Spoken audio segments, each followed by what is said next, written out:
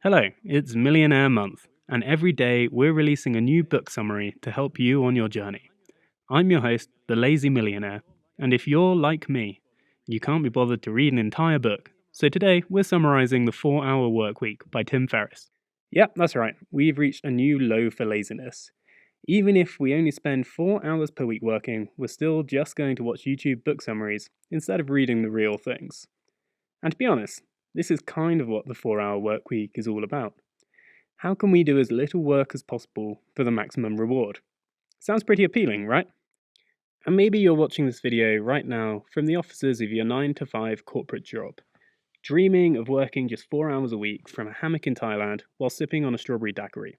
Oh yeah, and being rich, of course, like super rich. Well, is this actually possible? As a self-made millionaire, I'm going to get to that question. And trust me, you don't want to miss the answer. But first, let's discuss the main points from Tim Ferriss's book, seeing as that's why you're here.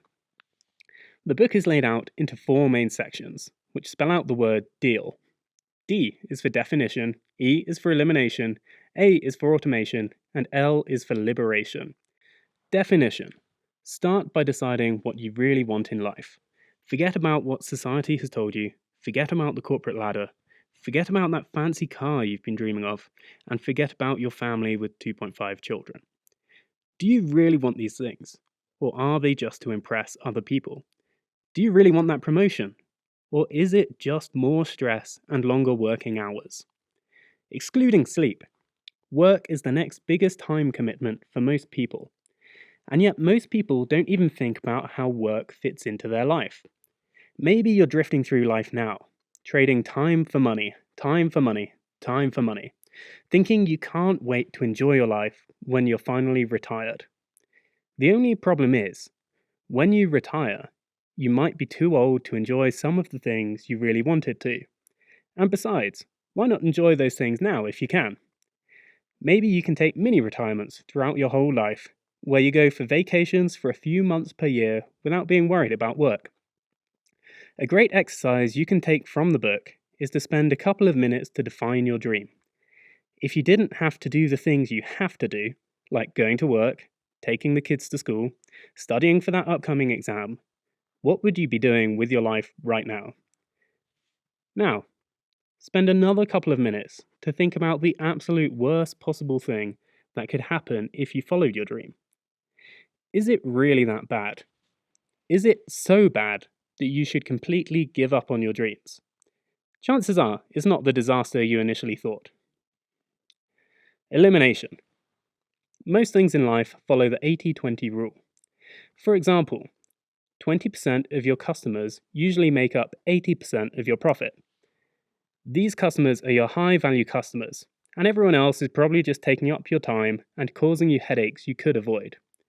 This might sound crazy, but it's okay to turn down customers. Tell them, sorry, I don't think we're a good fit for what you want. Let's imagine you're running a lemonade stand. It's really popular.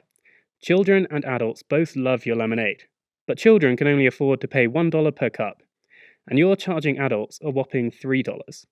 What's more, all the children are snotty-nosed, annoying customers who keep asking if they can have a free refill. What should you do? Well, obviously, you shouldn't be running a lemonade stand in the first place. It's far too much work for just $3 per cup. Why not reopen a vodka lemonade stand, charge adults $15 per cup, and as an added bonus, there's no more snotty-nosed children to deal with. Anyway, look, the point is that 80% of your profit can come from 20% of your customers. So if you eliminate most of your customers, then you can still make almost as much money, but you'll only be working 20% as hard. And this can apply to anything in your business or your life. Eliminate the things that aren't very important. The 80-20 rule even applies to YouTube. 20% of you, watching this video, will make 80% of the subscribers. So get ahead, subscribe now, hit the like button, and join us for Millionaire Month. Every day this month, we'll be releasing a new book summary to help you on your journey. This is our first video, and if we hit 100 subscribers, then we'll increase the budget for the next video, and we'll even cast Matt Damon. Yep, that's right. We're not holding anything back. We're going pedal to the metal, blowing up the budget, and he'll appear in our next video for a special featured role. Okay, next up is automation. What if something is important and it takes up a lot of your time? How can you possibly get down to just 4 hours per week? After all, you can't eliminate everything in your business, and the goal is to get down to just 4 hours per week, right? Well, this is where you have to learn to outsource. Back to your lemonade vodka stand. Someone needs to mix the lemonade and vodka. It's super time intensive. But does this have to be you? Probably not. You might be able to find a freelancer on a site like Upwork to do the heavy lifting for you. What's more, if you can hire in a country where the average salary is low, then it might be cheaper than you think, which leaves more money to develop a vodka lemonade serving robot so you can be on a beach in Thailand while John and Robo-John do all the hard work for you. Liberation. Finally, Tim Ferriss discusses how to liberate yourself from your current situation. After all, the subtitle of the 4-hour workweek is Escape the 9 to 5, Live Anywhere, and Join the New Rich.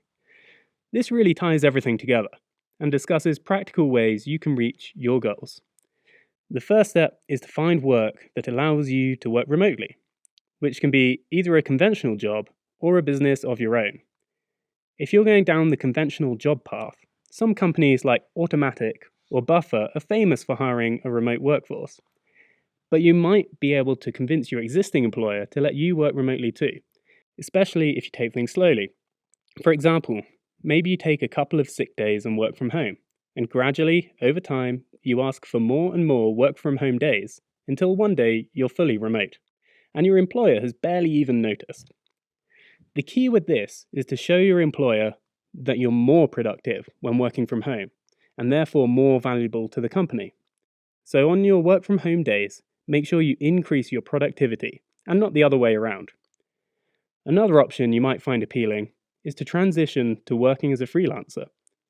As a freelancer, you can probably charge more money for working fewer hours, because everything is contract-based. And this is especially true if you have an expertise like software development, video production, or business consulting. By working remotely, either as a freelancer or an employee, maybe you can get your working hours down to just 20 per week, which certainly gives you more free time, especially if you're not commuting to and from work each day as well. And this is what the book really means when it says you can join the new rich. You have the time, freedom, and enough money to be able to do what you really want in life. However, at the start of this video, I promised to answer the question whether it's really possible to work for just 4 hours per week. Well, you'll be pleased to know that the answer is yes, but those people really are the exceptions. The 4-hour workweek has become a sort of Bible for digital nomads.